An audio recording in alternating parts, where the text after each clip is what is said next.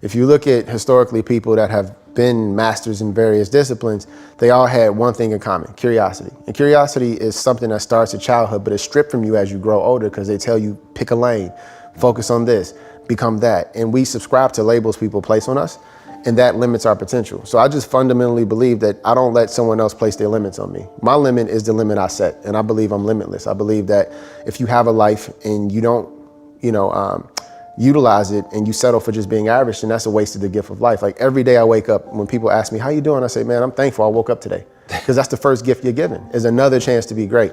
So, I think, like you mentioned, people who are multidisciplinary, people who are curious and inquisitive, the reason why they become great is because they don't believe that they truly have mastered their craft. They don't feel settled in what they've developed. They don't feel as if they're the best just yet. And for me, my mindset is that it's right now it's daytime where we are. Okay, which means I have the advantage over my competition because they may be asleep.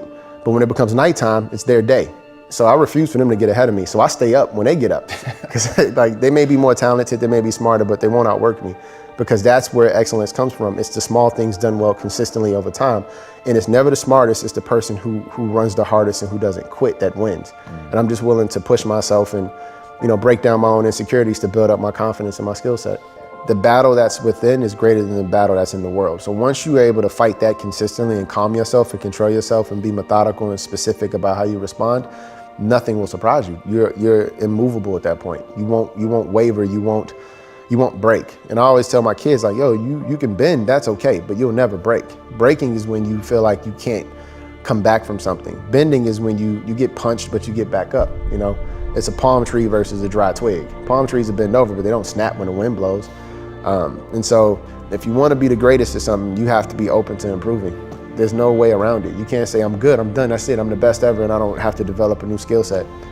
Nah, man, every day I'm searching for ways to add to my game. I use a lot of sports analogies. So, one day I have, practice on my jump shot, then it's my post moves, then it's my defense, but that's how I look at design. It's like one day it's, design research, the next day is business modeling, the next day is sketching.